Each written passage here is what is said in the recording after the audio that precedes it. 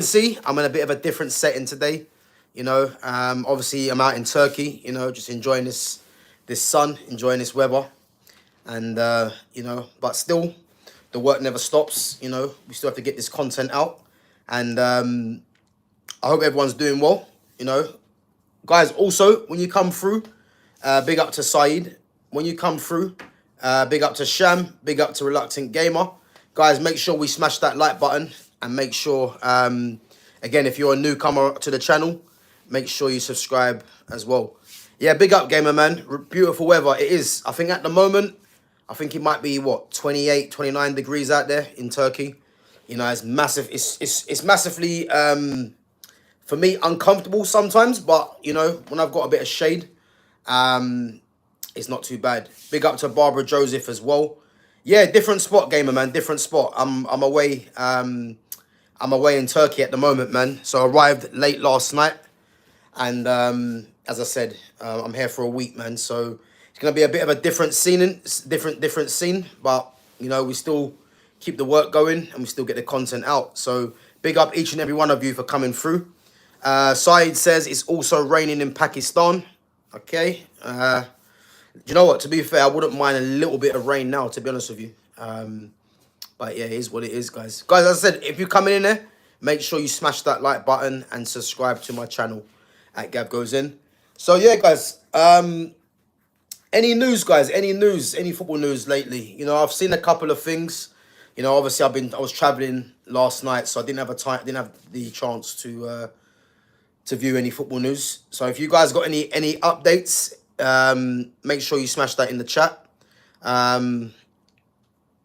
So Turkey's hot today, 21 degrees in Turkey at the moment. Yeah, I think it was hotter than that, but yeah, I think obviously it's starting to come down a bit. But I think the lowest it's going to get to is 28 degrees, I believe, out here. But yeah, man, it's nice, man. It's nice. It's nice weather, but as I said, it needs to have some shade for me, definitely. But guys, yeah, make sure you put some of your questions in the chat. As I said, let me know what's the latest football news that's going on at the moment, and we're gonna get into it. So yeah, so Saeed says, "Who is your favorite fullback of all time?" That's tough, If I would say as a combination, my two favorite fullbacks, for me, I'm gonna say, and I see you put Philip Lahm in there. Philip Lahm for me was a top fullback. But if I'm saying as a combination, I think we can't look no further than Dani Alves and Marcelo. I think Marcelo is the best left back, that I've seen, definitely. I know people might say Ashley Cole. I know people might say Paolo Maldini. Maldini for me was more of a centre back, a very good player. And Ashley Cole for me, in terms of his his quality, his defending and attacking, he was very good. But I can't look no further than Marcelo for me. So yeah, I'm gonna say Marcelo. I'm gonna say Dani Alves again. Roberto Carlos was an absolute great footballer, but I think Marcelo, in terms of his quality, I can't remember who I said this to, but Marcelo for me is in terms of his ability on the ball, I think he was better than some wingers. You know what I mean? So that's how highly I rate him. So guys, there's 14 of you in there. Come on, let's make sure we smash that like button.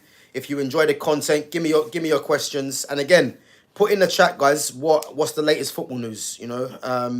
Let's get into this. Come on. This Sunday kicks off the Club World Cup. What game you gonna watch? Yeah, big up, Gamer Man. The thing is, I'm not really gonna have a chance to watch any games. I might try and see if I can stream a couple. But yeah, let me know what games are actually happening. Who's actually coming up? So I'm not even too sure, man. I've kind of been a bit sidetracked, wayward with what's going on at the moment with the football news and who's playing. I think the Women's European Championships are on as well, actually. So obviously I won't be watching that, I don't think. But yeah, just let me know, man. When's the next Club World Cup game? Who's the first game? Big up to Bad Boy. Yeah, big up for coming on. Gamer says Marcelo and Roberto Carlos played together. Their passes were incredible. Yeah, I think it's doing a bit of a disservice to both Marcelo and Roberto Carlos for me. I think in terms of, the modern day fullback, Roberto Carlos was there. I think Roberto Carlos, just like with many Brazilians, wasn't the greatest defensively. But going forward, had a hammer of a left foot as well, and played in that dominant Brazil team as well. So, yeah, I think Roberto Carlos definitely deserves a mention. But if I look at Marcelo, I think Marcelo, more for his ability. Marcelo, as I said, was better than some wingers. So he definitely is there for me. And as I said, in terms of right backs, Danny Alves for me, Philip Lahm, um, Cafu, Cafu has to have a mention as well, definitely. And yeah, I think after that, I can't really say. I think at this moment in time, the top right back in the world, you're looking at the likes of Achraf Hakimi at PSG, Reece James for me. I rate Reece James highly, but again, he's been injury prone. Obviously, Carl Walker deserves a mention as well, but Carl Walker's at the moment is dropping off. And I think other than that, I can't really think of too many other right backs that I kind of rate, to be honest. But yeah, I'm gonna say Marcelo and Danny Alves for me. Saeed says, how far do you think City will reach in the Club World Cup? For me, and again, I'm basing this off the recent signings. If we look at City, they've signed 3 players, getting them in time for the Club World Cup. Not to mention the business they done in January as well. Omar Marmoush, obviously Kusanov who's young, Vitor Reich as well, and Nico Gonzalez. So they've got 7 players in the last 2 transfer windows. So I expect Man City, with that sign of Reinders, Cherki and Ait Nouri, I expect City, I think if City can avoid possibly a PSG, a Real Madrid, I would say, in the semi-finals, I don't see no reason why they can't get to the final for me, because those 3 signings there to go with what they've already got, I think that will definitely make them one of the favourites for me. Syed says, Gav, who is your favourite CDM of all time? Oh, do you know what? Yeah, I'm glad you actually asked that, Syed, because big up to Daniela as well for coming on. Guys, before I answer the question, let's make sure we smash that like button. It's only free to smash that like button. All you have to do is press that button. It helps the channel to grow. And again, if you haven't subscribed already, make sure you do. I'm only 13 away from 1100, guys. So, as I said, just smash that like button when you come through. Not too much to ask. And keep your comments coming through. So, who is my favourite CDM of all time? Big up to Nick as well.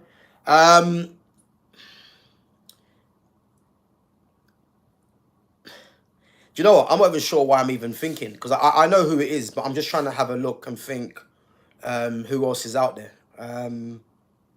For me, it's quite easy, and I was gonna say Marco Verratti, because if anyone doesn't know Marco Verratti, Verratti was a top player, man, top player at PSG. Obviously started his career, I believe, at I can't remember now actually. Where did he come from? If anyone knows where Verratti started his career, I can't actually remember. But from there, he went to obviously PSG. But for me, Verratti was more of a... Was he a tradition? I don't think he was... I think he was more of a central midfield player, but he did play slightly deeper for PSG. But for me, the best DM of all time has to be Sergio Busquets. And for me, it's an easy one.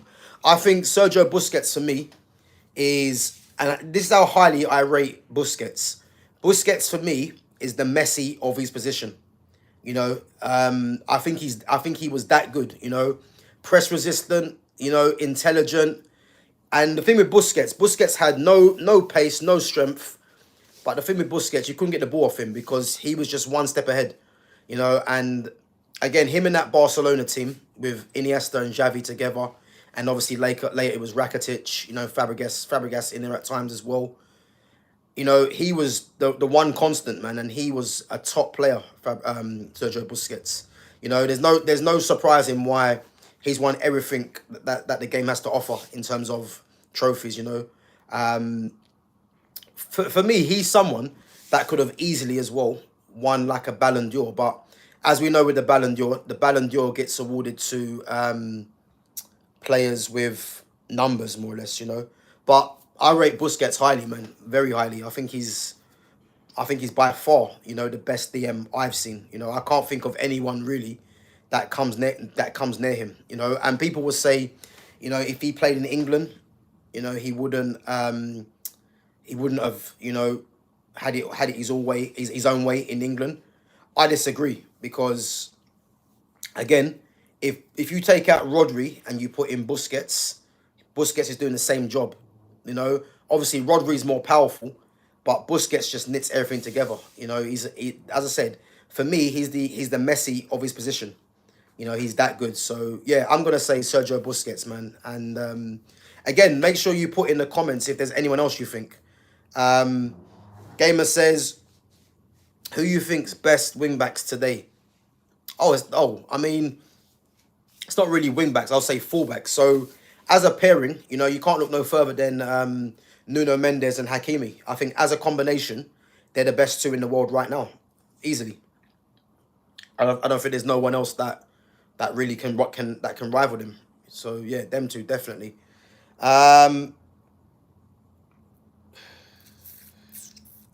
So Saeed says mine was Busquets or Xabi Alonso. Do you know what? Yeah, I forgot about Xabi Alonso. And Xabi Alonso, to be honest with you, was a very good player. And again, guys, if you look at that Spain midfield, you know, to think that Spain midfield in that era had Busquets, Xavi, Iniesta, Xabi Alonso, Cesc Fabregas, Thiago Alcantara. And it's probably a couple of others I forgot. Now, I think Marcos Senna might have been slightly older. To think that Spain had those midfielders, you're talking about the best midfielders in the game, you know, and they could only play three. And obviously the three was the Barcelona combination of, you know, Busquets, Xavi and Iniesta. But it just shows you, you know, the amount of quality that they have in their midfield, you know, and there's probably one or two players that are not mentioned as well. If anyone remembers Ibrahim Mendy from Real Sociedad, he went to Real Madrid. I think he was another one, you know, that was on the periphery of the lineup. But yeah, they had so much quality, man. To think that Thiago Alcantara, you know, for me, one of the best footballers of his generation, to think that he couldn't get a regular start for Spain just shows you how tough it was to get into that Spain lineup, you know. So yeah, Busquets, Xabi Alonso, man. I do think he's a good manager as well. So let's see what he does at Real Madrid. So Sai says Verratti was slow, otherwise he was good.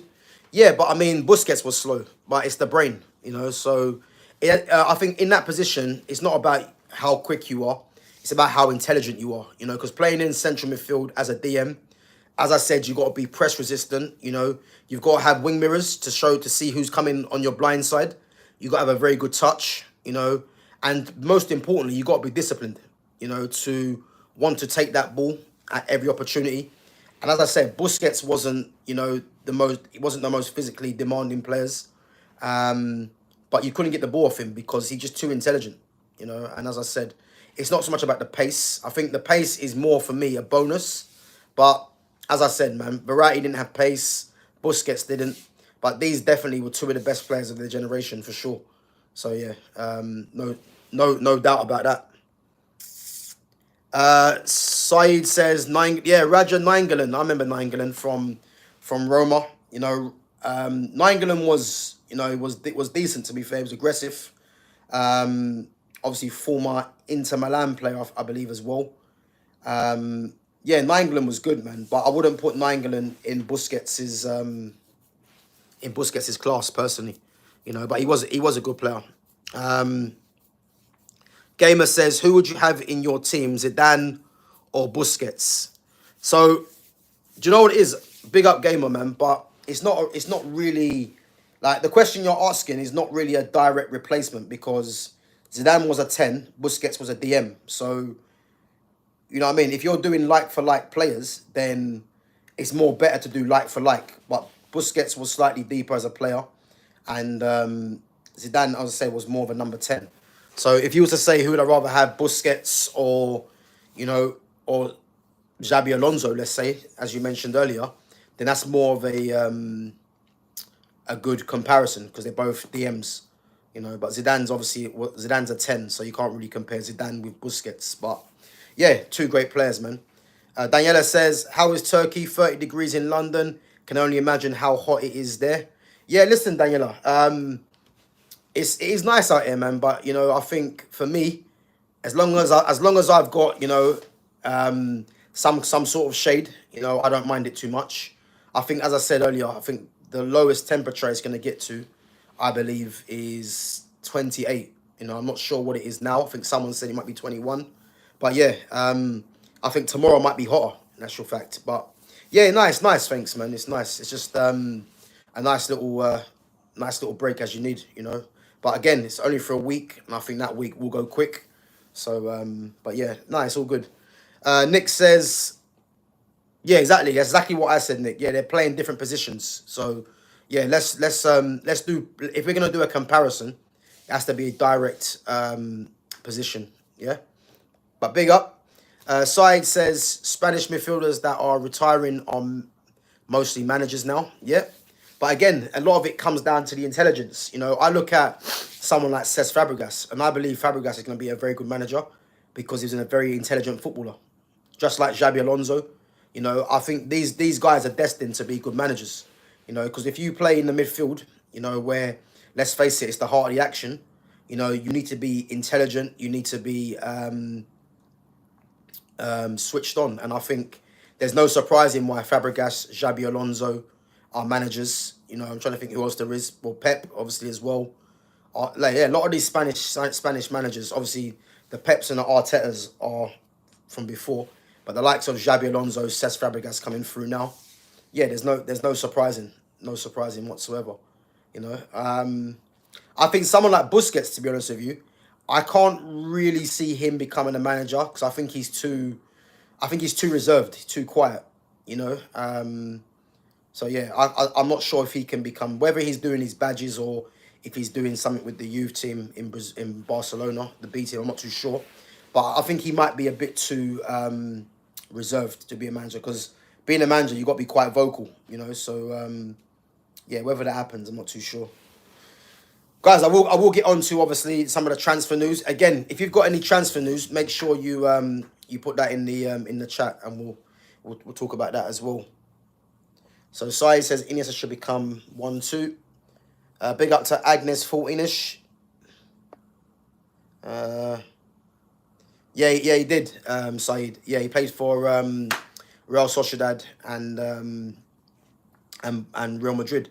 Yeah, Illaramendi. So, you know, this is what Real Sociedad do. If you look at, you know, they had Xabi Alonso, you know, they had Illaramendi. Now they've got Zubamendi, you know. So, you know, Mikel Merino as well, another one. So they have central midfielders really that always as I said, always go to either bigger clubs, you know, and become internationals as well. So Sai says, who is your favourite goalkeeper of all time? That's quite a surprising one. Do you know what? I'll be honest with you. I don't really focus on that area of the pitch, really. You know, so I don't feel best versed to say who I think's the best goalkeeper. You know, if I look at goalkeepers that I like, you know, I have an affinity to left-footed goalkeepers. I just think left-footed goalkeepers for me, you know, I just like left-footed keepers. I like Thibaut Courtois, to be honest with you. I do think he's a very good keeper. I'm a massive fan of ter Stegen as well. I like ter Stegen because of his composure on the ball, you know, and playing for Barcelona, you need to be, you know, an extra man at the back there with distribution and obviously being good on the ball. If I think of back in the day, again, you got the Gianluigi Buffons, you know. I like Dida, to be fair, AC Milan. If anyone remembers Dida, left-footed keeper, Brazilian. Yeah, it's a hard one. I don't really pay that much attention to goalkeepers, you know. I think the top keepers in the world right now, obviously you've got Courtois, you've got Alisson, you've got Donnarumma. I like Mike Maignan. I think Mike Maignan good as well. Emiliano Martinez, you know. Yeah, I think they're the top keepers at the moment in the world. But again, I don't really pay too much attention to the keepers in that sense. So yeah, it's currently 30. It's currently 32 then in Antalya. So yeah, that's hot, man. I mean, to be fair, it's nice and cool in this room with the aircon, you know. So ain't too bad. So Saeed says, do you think Godin was underrated?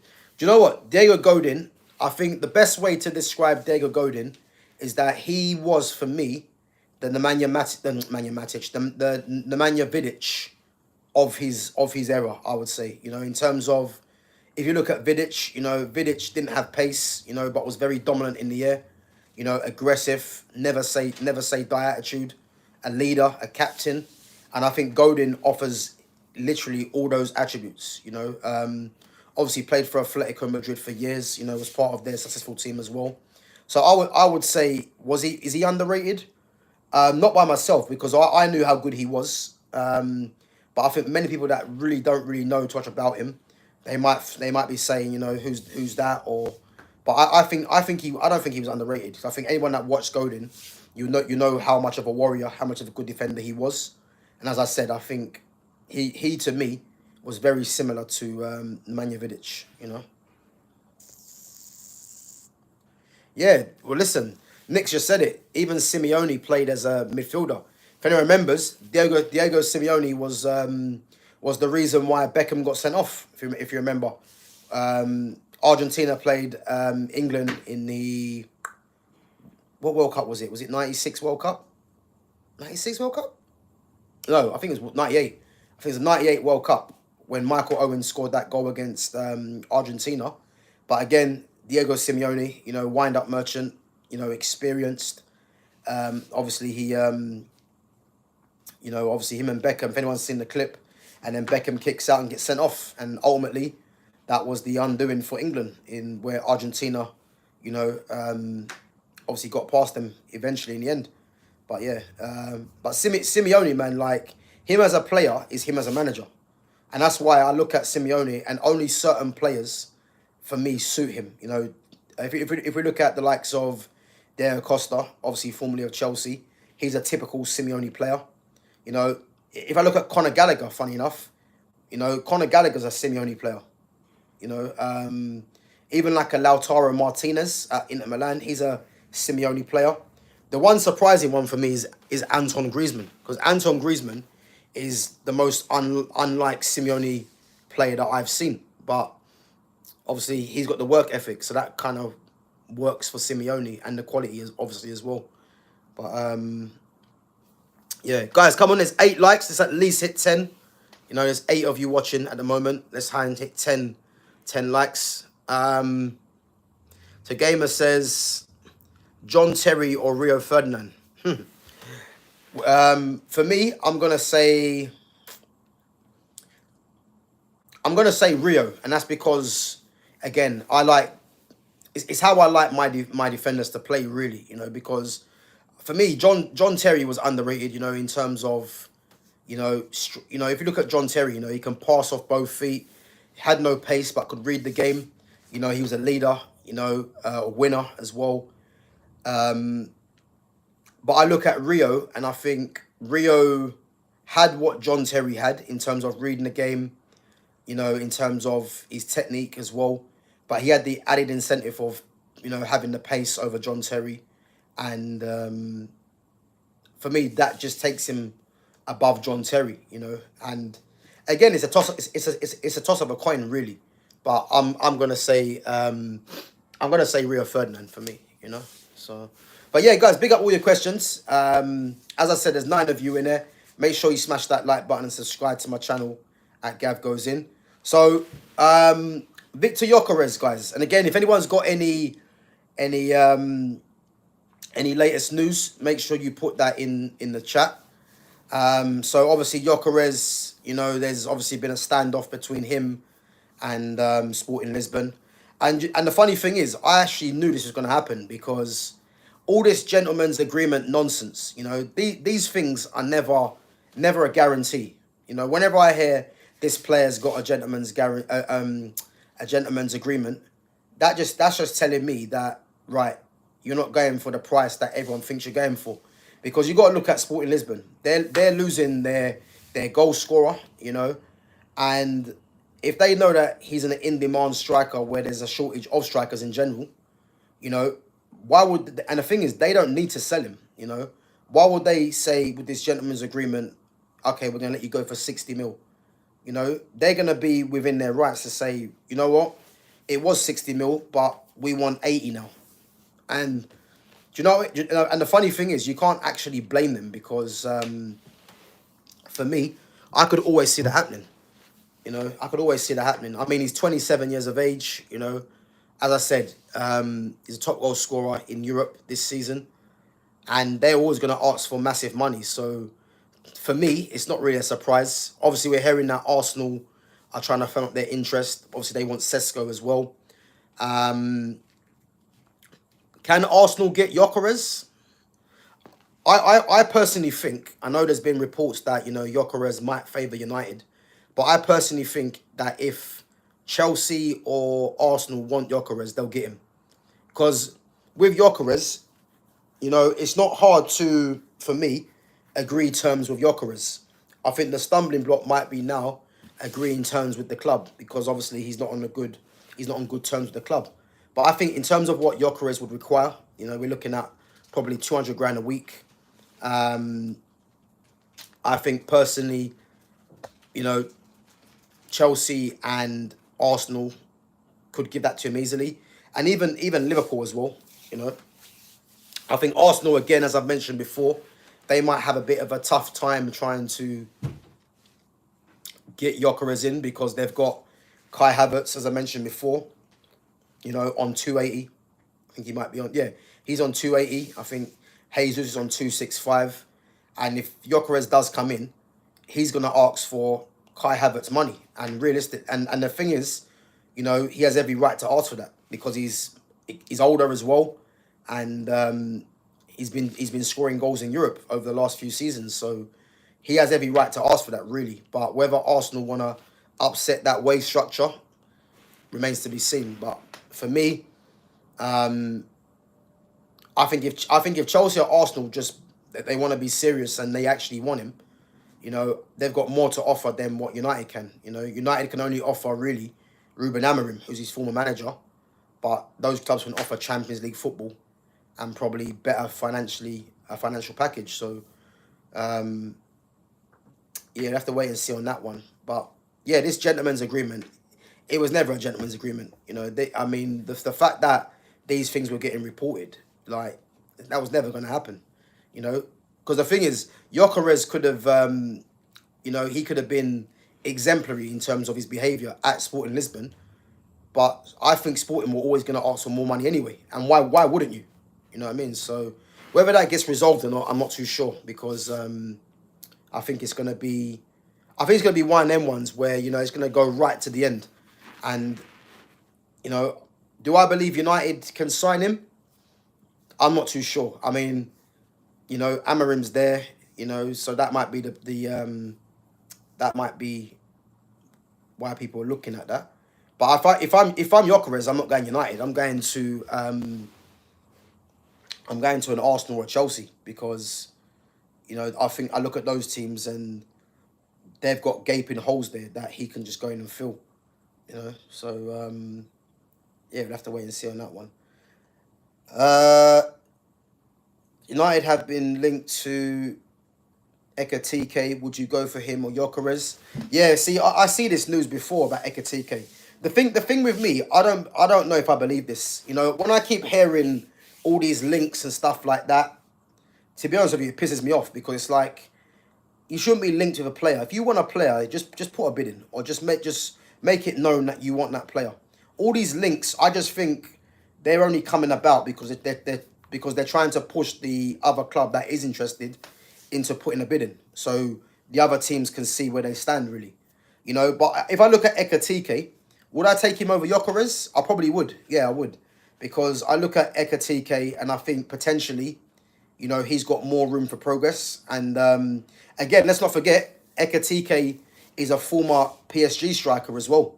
You know, and obviously he didn't play because obviously the likes of Mbappe, Messi and Neymar were there. But Ekatike was formerly at PSG. So would I take him over Gyokeres? Yeah, I would. And but the only problem is he's probably going to cost the same amount as Gyokeres now, because there's reports that Ekatike will cost 84 mil. Gyokeres probably looking at 80 mil. So you're looking at more or less paying the same kind of money for both. So you know, there's talks with Osman as well, and Osman, funny enough, is going to cost cheap. Is going to cost less than both of them, I think. But his wages, who knows? It might be the stumbling block there. But yeah, we'll have to wait and see, man. Because obviously the window's shut at the moment for, I think, what, 6 or 7 days. And then we expect to see some movement on that. So who do I think is going to win the Club World Cup? For me, I'm going to say it's going to be between PSG and Man City. Yeah, I think they'll be the favourites for me, PSG and Man City. Yeah, obviously Mbuemo, you know, Mbuemo's been linked to Tottenham. Obviously Thomas Frank. And, you know, obviously you hear so many different conflicting reports that United got the deal done, you know, or that he might be interested in what Tottenham are going to do under Frank. And, again, it just depends what Mbuemo sees his future as, because, I mean, if your former manager is going to Tottenham, you know, you've got really an easy path there, because the manager knows you, you know you're going to play, and obviously you thrived under him already, so that would be ideal. And again, they're in Champions League, so if Mbuemo wants to play Champions League, he's got a team right there. Obviously Newcastle were interested in as well, but obviously he chose United. I mean, obviously I'd love Man United to get Mbuemo, but whether his head gets turned or if Thomas Frank talks to him and says to him, you know, you need to come here, remains to be seen. But yeah, I think 60 million will get him. But I just think Tottenham now with Thomas Frank, I think they're going to have a say. Unless Mbuemo comes out and says he's only going to one place, you know. But yeah, we'll have to wait and see on that one. I heard Ndidi signs Casemiro's sole Man United dream midfield options next season. Is this true? So I heard Ndidi signs Casemiro sold Manchester United dream midfield options next. Solves. Oh, I think you meant solves. Okay, so yeah, I don't want Ndidi, to be honest with you. Ndidi was a signing that United could have made, you know, probably about 4 years ago, 4 or 5 years ago. But yeah, I don't want Ndidi now. I think Ndidi's only 28 as well. And for me, Ndidi is not what United need. I think, for me, as you guys know, for me, the number one target should be Carlos Baleba for me. No doubt about that. Carlos Baleba for me, I'll keep saying it, you know. He has the profile. He has the added incentive that he's left-footed as well for the balance. And I think he'll be ideal in this Man United team, you know. He's press-resistant, you know, he's high energy as well. And he has quality, and he's got eye for a pass. So I think he has to be the main target going forward for Man United. But again, there's not really been any links to him. So, yeah. But Ndidi, no. Casemiro for me, I'd keep him for another season, definitely. But again, I expect him to be gone next season, you know, with the wage that he's on. Obviously, his contract, I think, will be coming to an end as well. And obviously, his age as well. So I think, yeah, keep Casemiro definitely for another season and go and get Baleba. I think Baleba is the ideal player for me to bring in. Newcastle all talk. Yeah, listen, I'm surprised Newcastle really haven't made any signings. You know, I mean, they was linked to Anthony Elanga. And again, I can see why they want Elanga, because if you look at Newcastle's wide options, you know, a lot of them is based on hard work and pace. And Elanga fits into that mold. I think, for me, they need to get, as I say, Mbuemo is ideal for them. He's left-footed with the inverted. and he has quality as well and gets goals. So I think he's perfect for them. You know, Kudus will be perfect for them as well. But yeah, I can see why they're going for Elanga. Obviously, the Swedish connection as well with Isak, you know, which will probably be helpful. But I'm just surprised they haven't got no players over the line, personally. But yeah, we'll have to wait and see what happens there. But yeah, guys, again, I think I've seen some news as well. I think there's a player, 18-year-old midfielder coming through at La Masia. Forgot his name. I think it's Ibrahim. Is it Ibrahim Diarra? I think he is. He's been likened to Lamine Yamal. And the thing is, how mad is it? Yeah, that Yamal's 17 and this guy's 18. And it's like when you're likening a player to someone else, it usually means the player that you're likening him to is experienced in the game. Lamine Yamal's still 17. He's still a baby in the game.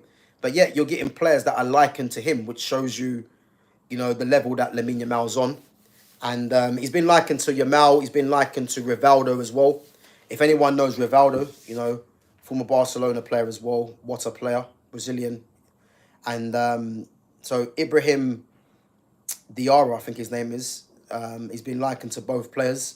And I think he's going to be going on the tour as well for Barcelona in the pre-season tour.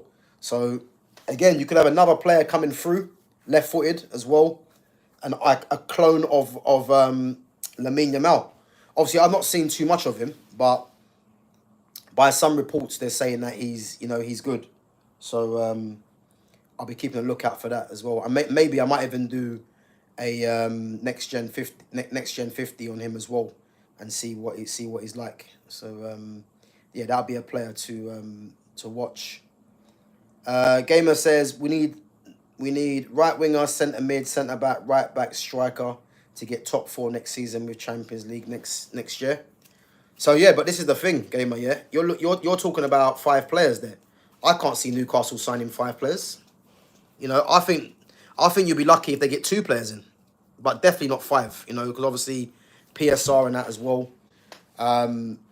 So yeah, I don't know if they get five players in, man. That's a lot of players for a Newcastle team to get in. You know, because let's face it, 5 players coming into that team, you'd think that the majority of that are starters.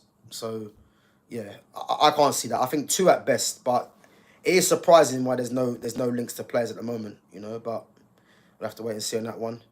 So Man United have decided on their next 4 signings after sealing 62.5 million Matthias Cunha transfer. Yeah, so I mean the next 4 signings, I think one of them is obviously Mbeumo. Apart from that, I couldn't actually tell you. Oh, well, obviously Gyokeres has been mentioned as well. Same with Victor Osimhen. But at this moment in time, I can't actually tell you. I think the links, obviously, to Mbeumo and Gyokeres are the strongest ones. But, you know, anything could happen at the end of the day. So we'll have to wait and see. So Newcastle got till September 1st. I think we might get 3 players. 3 players, yeah. I mean, Gamer, if you're saying 3 players, what 3 players would you want, realistically? I think Man United going to make good signing for the transfer once window is next back open. Yeah, listen, we would hope so. But, you know, it's anything's possible, man. Anything's possible. Right, guys, come on. We got 9 likes. Let's try and hit 10 likes before we wrap up. So, yeah, Gamer, let me know what 3 players that you think... let me know what 3 players you think Newcastle should be signing.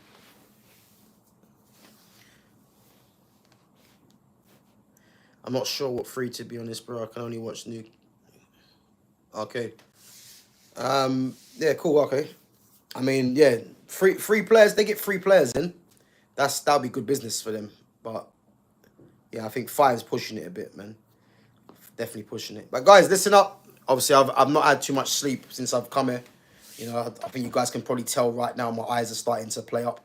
So, as I said, yeah, arrived there late yesterday. So, didn't really get too much sleep. So, and obviously back up early in the morning, you know. Still make sure I'm hitting the gym, you know, in that early morning. So I think I got up, what, about 8 o'clock? No, about half 8. And first thing I did was hit the gym, wake me up a bit. So yeah, but I think I need to get some rest now, man. And then yeah, and just obviously enjoy this holiday. But yeah, guys, listen up. Big up yourselves for coming on each and every time. Big up to Gamer, big up to Daniela, big up to Barbara, big up to Sham, big up to everyone contributing as well each and every time. And yeah, obviously I still get the content out. You know, I'm not sure when I'm gonna schedule another one. Obviously, if there's any news that drops, then I will definitely be back on. But yeah, obviously keep an eye on the schedule. And guys, yeah, we got Flawless. I'm gonna try and get looking at getting Flawless back on. So I think Flawless will be coming back on to the channel at the end of the month. So yeah, make sure you guys keep an eye on the schedule for that and the notifications are on. So yeah, end of the month we're looking at, and I'm gonna get Jonas back on as well when we get back. So possibly next Monday. Well, no, next Monday. In next 2 weeks. I'll get Jonas back on as well. So yeah, but yeah, guys, big up yourselves for coming on each and every time. As I said, if you haven't smashed that like button, make sure you do. Okay, let's try and hit at least 10 likes. You know, obviously help the channel to grow. And if you haven't subscribed to my channel, make sure you do. And guys, also make sure you check out my other content as well. So there's loads of content on there for you guys. And again, let me know what you guys think in the comments, you know, of certain players. You know, obviously I'm doing the Next Gen 50 as well. So yeah, make sure you guys have a check of that. And yeah, give me your opinions, give me your comments. And as I said, I'll be back hopefully tomorrow. I'm not too sure yet, but if anything breaks, you know, then I will definitely schedule that and let you guys know. But guys, other than that, big ups for coming on. I'm going to enjoy this holiday, rest of the holiday. And as I said, yeah, I'll be back soon. Take it easy.